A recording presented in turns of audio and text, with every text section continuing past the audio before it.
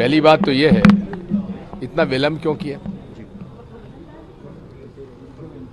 और अगर विलंब किया तो चुनाव के बाद क्या दिक्कत थी। उनका एकमात्र उद्देश्य होता है हर मुद्दे को हिंदू मुसलमान में बांटो। सर वो कह रहे हैं कि नागरिकता छीनने का नहीं, नागरिकता देने का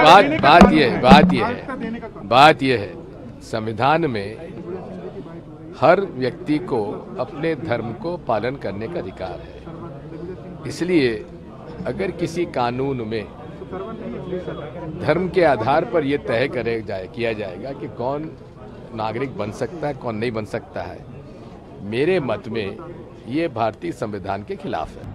क्रोनोलॉजी समझिए, टाइमिंग देखिए, चुनाव घोषित होने वाले हैं, 2024 का लोकसभा चुनाव आने वाला है, उसके पहले सरकार को अचानक से सोचता है कि हम ये लेकर आए।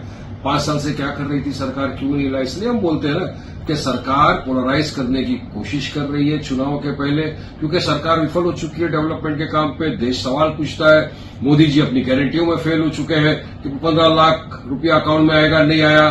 2 करोड़ युवाओं को रोजगार मिलेगा, नहीं मिला। तो सारे सवालों के जवाब नहीं है इनके पास, इसके लिए ये अब ये लेकर आ गए। देखिए हमारा तो पहले से ऑब्जेक्शन था, आज भी हम यही बोल रहे हैं कि ये जो कानून है ये रिलीजियस की बुनियाद पर बनाया गया है, ये एंटी अनकॉन्स्टिट्यूशनल है, इसकी कोई ये नहीं हो सकती। आप रिलीजन की बुनियाद पर कोई कानून को नहीं बना सकते और आप सीए को एनपीआर एनआरसी के साथ आपको देखना पड़ेगा, उसको सेपरेट करके नहीं देख सकते आप। तो हमारा तो ऑब्जेक्शन रहेगा। देखिए 2019 से ही इस पर काम चल रहा था केंद्र सरकार का और लगातार ये बातें कही जा रही थी। अभी चुनाव है, चुनाव के पहले कोई ऐसा धार्मिक मुद्दा लाकर जनता को गुमराह करना, ये भाजपा सरकार का शुरू से ये आदत उनकी रही है और वो लगातार इस तरह का प्रयास करते हैं कि विकास के मुद्दों से ध्यान भटक जाए। जो वादे किए थे भाजपा ने, केंद्र सरकार ने, उससे लोगों का ध्यान भटक जाए। और अभी जो कुछ भी अभी सुप्रीम कोर्ट ने जिस तरह से इलेक्टोरल बॉन्ड पर जो कार्रवाई उन्होंने की है, जिस तरह से कहा है एसबीआई को कि उसे ट्रांसपेरेंट करे, उसे लाया जाए सामने, इन तमाम मुद्दों से ध्यान भटकाने के लिए इसे लाया गया है और इससे कुछ होने जाने वाला नहीं है। हमारा देश भारत अनेकता में एकता का देश है।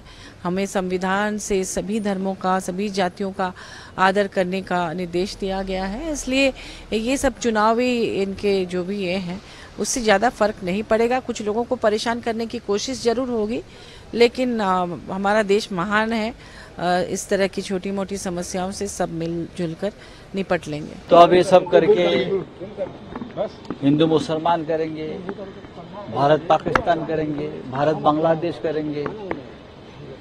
ये खेल, आखिरी खेल उनका चल रहा है, चलने दो, लागू होने दो।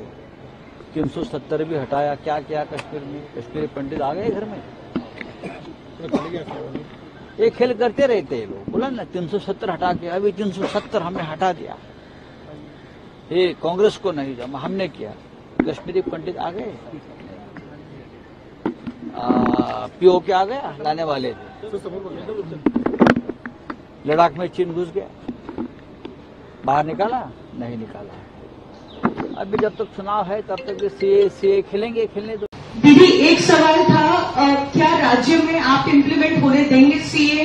क्योंकि इससे पहले भी आपने कहा है कि पहले मेरे को रूल्स देखने दीजिए। I am just watching the notification.